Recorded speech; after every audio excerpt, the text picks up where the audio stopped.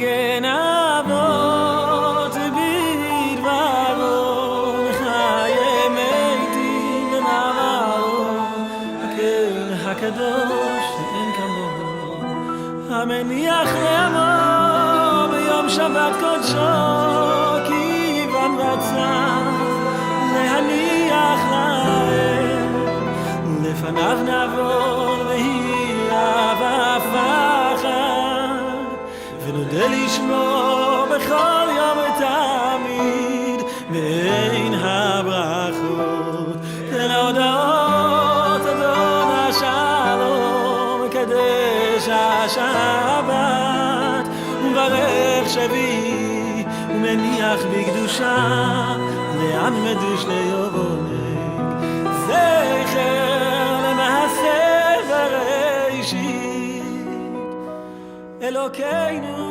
Hello everyone, we start a new series today about Me'ain Sheva. After we finish Vishamru and after we finish the silent Amida on a Friday night, we say Vayechulu, and with the exception of the night of the Seder, we say Me'ain Sheva. Me'ain Sheva literally means a little bit from 7. Namely, there's 7 blessings in the Amida, and we abridge it, but a little bit from the first bracha, the second bracha, third bracha, fourth, fifth, sixth, and 7th. What is the nature of that particular bracha? The Gemara says explicitly in Masechet Shabbos, Daf Kaf Dalet, Amud Bet, that this bracha was actually instituted by our sages as a quasi chazarat hashatz, that we usually don't say at Ma'ariv, mishum hasakana. Mishum hasakana, because of some danger. Comes along Rashi and says that the shuls were usually outside of the city. So if you came late to shul Friday night, you would inevitably daven and walk home alone, and it would be very dangerous for you to walk home alone from outside the city into the city. And therefore they made davening that much longer so that you can catch up and walk home with everyone and schmooze and catch up on all the week's news and not be in any danger. But the Gra seems to disagree. The Gra quotes the Gaonim, and the Gaonim seem to say that no, actually it indeed induced the sages to go ahead and institute it because of this sakana, because of this danger.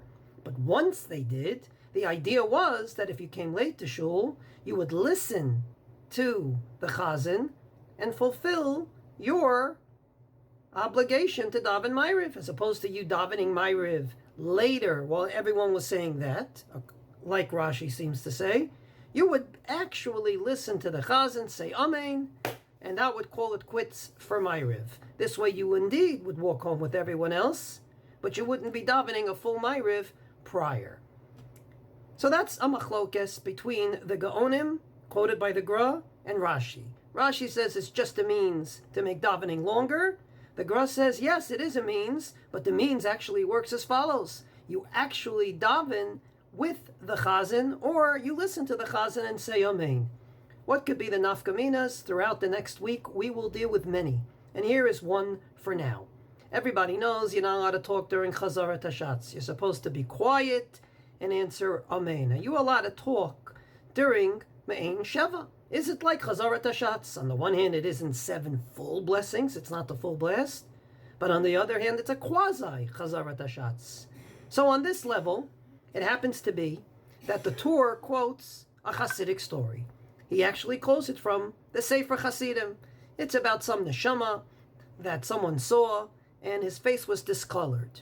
And he asked him, what happened to your face? And he said, it's a punishment for 3 Averas that I did. What were the 3 Averas? I used to talk during Vayechulu, Me'ain Sheva, and Kaddish. The Chida, Rav Chaim Yosef David Azulai, a man who wrote over 30 books. I have no idea how he did it while traveling. I for sure don't know how he did it.